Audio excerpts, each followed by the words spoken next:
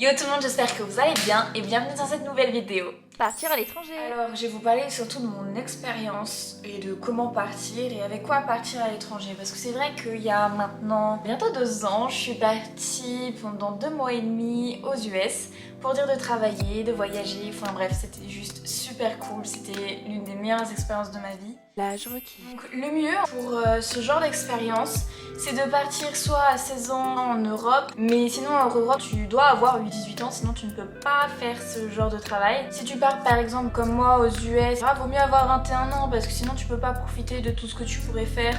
Pareil au Canada, vaut mieux avoir 21 ans pour dire d'avoir la majorité internationale. Je suis partie, j'avais une amie donc j'ai connue là-bas, elle avait 18 ans et du coup elle était un petit peu plus restreinte, elle pouvait pas aller dans les bars avec nous, elle pouvait pas, elle qui était fumeuse, acheter des cigarettes, elle pouvait pas aller en boîte, c'était un peu compliqué pour elle, elle était contrainte en fait par la législation. Les jobs. Donc généralement pour ce genre de job d'été, c'est être serveur, vendeur, enfin, c'est un petit peu pareil qu'en France, quand t'es en études supérieures, même là tu peux même pas forcément dire, à moins que ça soit dans le cadre de tes études, exercer un métier qui te correspond, qui est le métier que tu veux exercer plus tard, tu vois, c'est comme un stage ou quoi, c'est pas faisable avec des petits jobs d'été. C'est vrai que c'est pas hyper enrichissant à ce niveau-là, mais c'est très enrichissant culturellement parlant. Tu vas avoir différentes choses, différents points de vue, tu vas avoir façon de faire de l'autre pays, parce que c'est vrai que les paiements ne sont pas les mêmes, les lois ne sont pas les mêmes non plus. La façon de faire aussi en entreprise est différente, forcément les personnes sont toutes différentes, donc voilà, culturellement parlant, ça fait plaisir. Et puis aussi pour l'anglais, ou pour une autre langue, par exemple si tu vas en Espagne, que tu connais un peu l'espagnol, ça va forcément améliorer ton espagnol. Différents moyens. Donc soit par le biais du woofing, qui est quelque chose de plus courant, tu vas être chez l'habitant pour les chambres d'hôtes ou alors les fermes agricoles. En général c'est plus les fermes agricoles, je te dirais pour le woofing. Tu as le site qui s'appelle woof.net qui va permettre en fait de te mettre en relation avec des personnes cherchant de l'aide pour l'été. Tu vas être nourri, logé et en attendant tu vas travailler pour eux. Des fois tu as du moment, tes week-ends, tes day off, pour dire de voyager à travers le pays, ce qui est plutôt pas mal. Toi sinon tu as d'autres sites, mais après faut faire attention, comme partout tu peux te faire avoir. J'en ai pas parlé ici, mais il y a aussi les mairies qui ont des affiliations avec des mairies étrangers, du coup vous pouvez travailler à l'étranger avec eux. Mon expérience. Moi je sais que par exemple pour les US et pour Londres j'ai utilisé Work and Travel. Donc moi je suis partie aux US grâce à eux, j'avais 21 ans et ils aident grandement. C'est des personnes, franchement Work and Travel, ils sont partenaires d'Adiona Visa. Parce que quand tu veux partir aux US, par exemple, c'est le meilleur exemple que je peux donner puisque je l'ai vécu, il faut avoir un sponsor pour avoir ton visa J-1. Un visa J-1, donc ça permet quoi? Ça permet le job étudiant et également partir en stage ou en VIE parce qu'il faut justement un sponsor.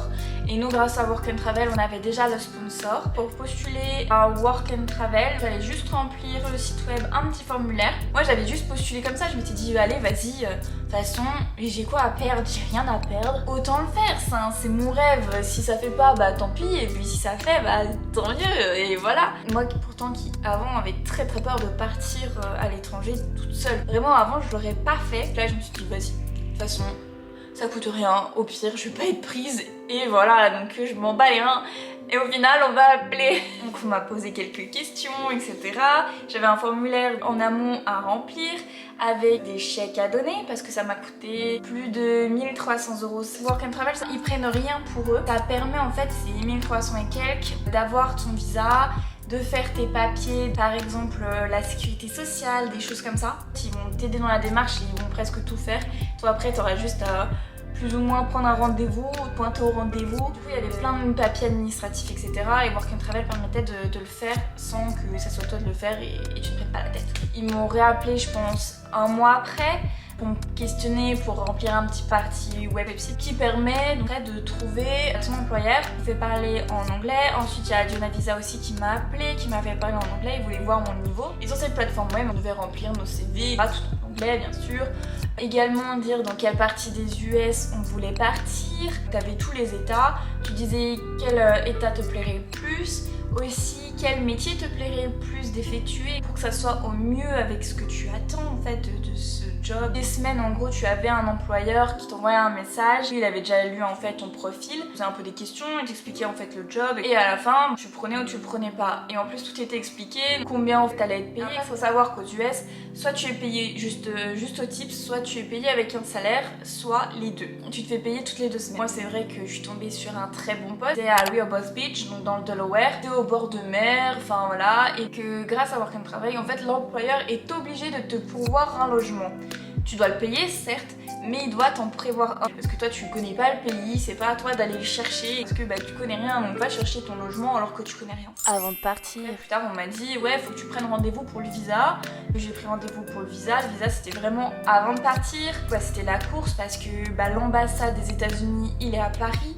Donc quand t'habites dans ta petite Haute-Savoie et que tu dois monter à Paris, c'est chiant. Je suis allée à l'ambassade des États-Unis. Vraiment l'ambassade c'est de l'attente parce que tout le monde faisait la queue, tout le monde voulait avoir son visa. Il te pose 2-3 questions et ensuite tu repars.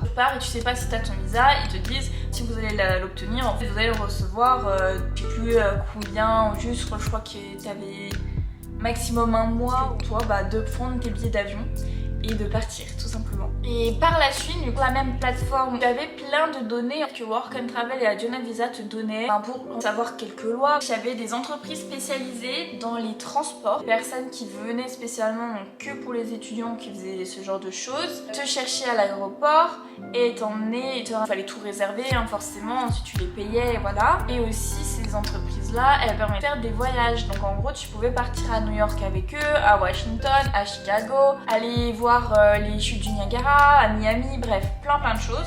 Comment remplir pour ton visa, comment ensuite, quand t'arrives, ce qu'il faut faire, parce que tu dis quel papier il faut que tu aies, t'as la sécu à les faire, en gros, équivalent sécu, parce que c'est pas franchement la sécu, mais voilà.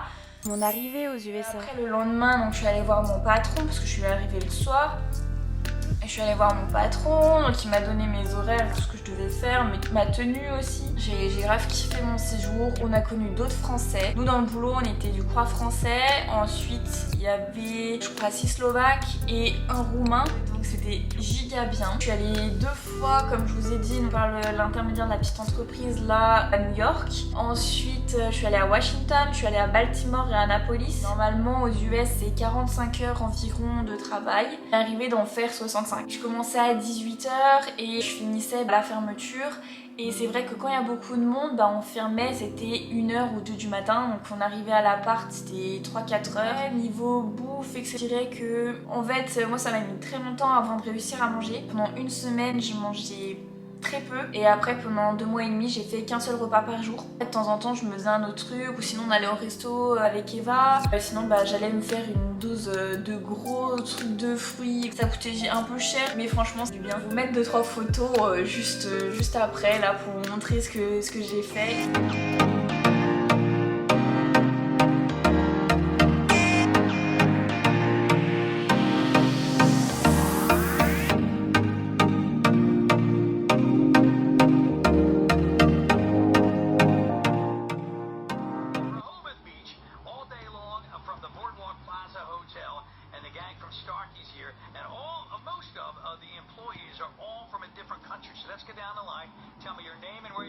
À savoir, quand t'es aux US, s'il y a bien une chose qu'il faut pas oublier, c'est les tips. Quand t'es français, faut pas oublier parce qu'on n'a pas l'habitude de donner des pourboires en France. Faut savoir aussi, c'est que quand t'es aux US, t'es salarié. Du coup, tu vas forcément payer des impôts. Les impôts, ça se passe comment? C'est que quand tu rentres, en janvier qui suit, que l'employeur il va t'envoyer les papiers pour te dire voilà, en gros tu dois attendre, faut que tu ailles sur tel et tel site parce que aux US il y a 2 impôts, il y a l'état fédéral, donc c'est les US, et tu as l'état où tu étais. Il faut aller payer au Delaware plus payer au fédéral. Quand tu remplis les papiers, c'est un petit peu chaud à comprendre. Est-ce que oui, si tu le fais pas, tu es en risque d'être entre guillemets hors la loi parce que tu payes pas tes impôts et du coup si tu veux retourner aux US, tu te fais baiser. Ou sinon tu dois payer très cher. Franchement, je sais pas comment ça se passe, mais vaut mieux éviter. Surtout qu'au final, t'es remboursé. Donc retour sur expérience. Après, aux US, franchement, je me suis très bien mise. Venue avec presque encore 3000 € et j'en avais dépensé bien tout autant. Bien tout autant. Sachant que je suis partie avec 1200 dans dans ma poche quoi. Donc ça dépend des personnes, hein, ça dépend de l'employeur, de combien t'es payé. Comme je vous disais, culturellement parlant c'est différent, donc au niveau de la paye, au niveau des tips, au niveau des personnes aussi. Parce que quand je suis arrivée, vraiment toutes les personnes hyper avenantes, hyper gentilles, très amicales, mais vraiment il faut pas se choquer de toutes les personnes, vraiment tout le monde t'appelle hey sweetie, pas honey, darling, je sais pas, des trucs comme ça. Et c'est des petits mots hyper affectueux et nous en France on est en mode...